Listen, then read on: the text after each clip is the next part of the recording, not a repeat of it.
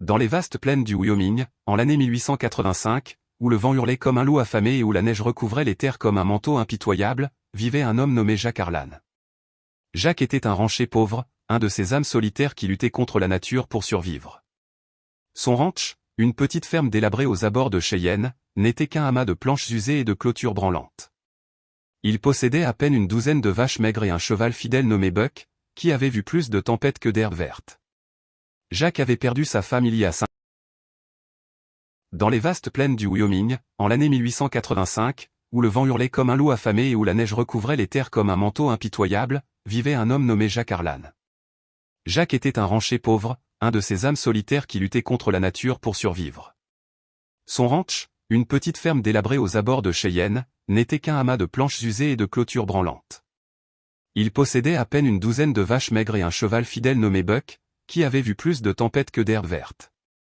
Jack avait perdu sa femme il y a 5 ans, emporté par une fièvre impitoyable, et depuis, il errait dans la vie comme un fantôme, travaillant dur pour oublier la douleur. Ce jour-là, le 15 décembre, une tempête de neige féroce balayait la région. Les flocons tombaient si drus qu'on ne voyait pas à 10 pas devant soi. Jack s'était rendu à la gare de Cheyenne pour récupérer un chargement de provisions commandé par télégraphe. La gare était un hub animé, même par ce temps infernal, des cow-boys emmitouflés dans leurs ponchos, des voyageurs descendant des wagons couverts de glace, et le sifflet strident du train qui perçait le blizzard. Jack, enveloppé dans son manteau rapiécé, attendait patiemment près de la plateforme, son chapeau enfoncé sur les yeux pour se protéger du vent mordant. C'est alors qu'il la vit. Une silhouette frêle, recroquevillée contre un pilier de la gare, tremblant de froid. Elle portait une cape noire usée, et ses mains gantées serraient un petit sac de voyage. Ses lèvres étaient bleues, et la neige s'accumulait sur ses épaules comme si elle faisait partie du paysage gelé. Jack s'approcha, intrigué et inquiet. « Mademoiselle, vous allez bien ?» demanda-t-il d'une voix rauque, habituée aux ordres donnés aux bêtes plutôt qu'aux humains.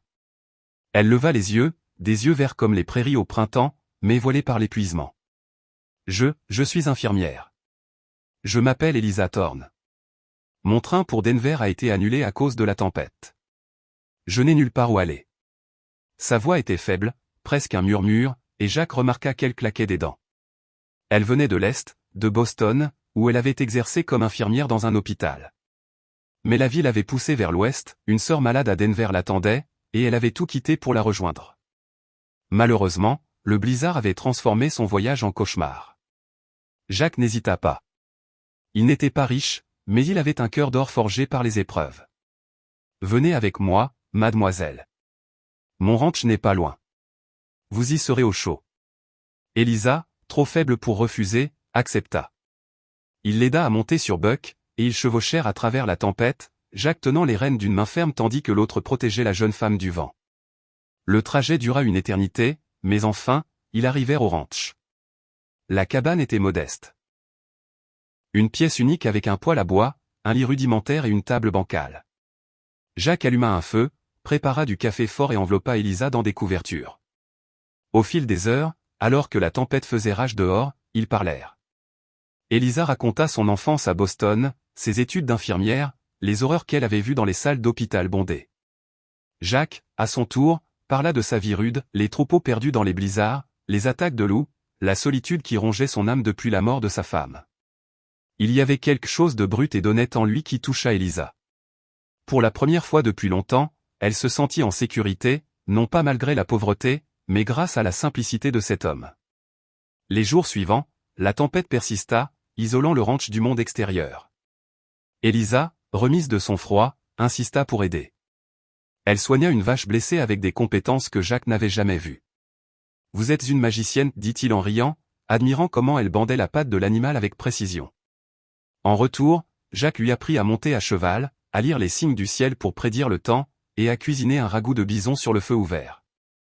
Leur complicité grandit comme une fleur sauvage dans le désert. Un soir, assis près du poêle, Jack confia « Je n'ai jamais pensé que la vie pourrait m'offrir une seconde chance. » Eliza posa sa main sur la sienne.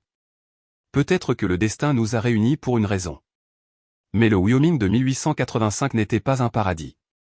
La région était en proie à des tensions, des grands éleveurs, comme le redoutable baron Caldwell, cherchaient à accaparer les terres des petits ranchers comme Jack. Caldwell, un homme riche et impitoyable, avait des connexions avec les chemins de fer et les politiciens. Il voulait étendre son empire, et le ranch de Jack était sur son chemin. Des rumeurs couraient que Caldwell employait des pistoleros pour intimider les récalcitrants.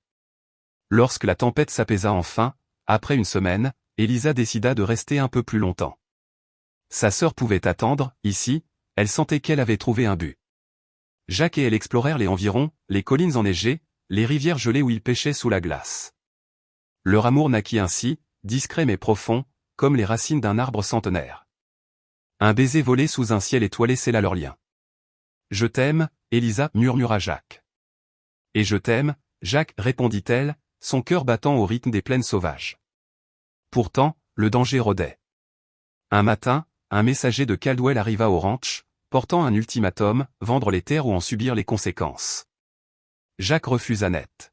« Ces terres sont à moi, gagnées à la sueur de mon front. » Le messager partit avec un sourire narquois, promettant des ennuis. Eliza, avec son esprit vif forgé par les urgences médicales, proposa un plan. « Nous devons unir les petits ranchers. Seuls, nous sommes faibles, mais ensemble. » Jack, impressionné par sa détermination, accepta. Ils chevauchèrent de ferme en ferme, bravant le froid résiduel. Eliza, avec son éloquence d'infirmière habituée à calmer les âmes tourmentées, convainquit les voisins. « Nous avons tous perdu des êtres chers à cette terre impitoyable. Ne la laissons pas au loup en costume, cria-t-elle lors d'une réunion improvisée dans une grange. Bientôt, une alliance se forma, une douzaine de ranchers, armés de fusils et de courage. Caldwell, furieux, envoya ses hommes pour une attaque nocturne. La bataille fut féroce. Des coups de feu retentirent dans la nuit, éclairant la neige de flashs orangés. Jack, un tireur habile, défendit son ranch avec acharnement. Eliza, loin d'être une spectatrice, soigna les blessés sur place, bandant des plaies sous le feu ennemi. « Tiens bon » hurlait-elle à un rancher touché, appliquant un garrot improvisé. Au milieu du chaos, Jack fut blessé à l'épaule par une balle perdue. Eliza accourut, les mains tremblantes mais fermes.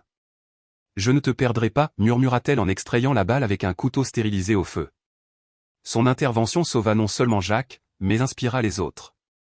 Les assaillants, surpris par la résistance farouche, battirent en retraite. La victoire fut retentissante. Les journaux de Cheyenne titrèrent « Les petits ranchers défient l'empire Caldwell ». L'histoire se propagea comme une traînée de poudre, atteignant même les gazettes de l'Est. Eliza, l'infirmière venue de Boston, devint une héroïne, la nurse de l'Ouest qui guérit les âmes et les blessures. Jack et elle se marièrent peu après, dans une cérémonie simple à la gare même où ils s'étaient rencontrés, symbolisant leur destin lié au rail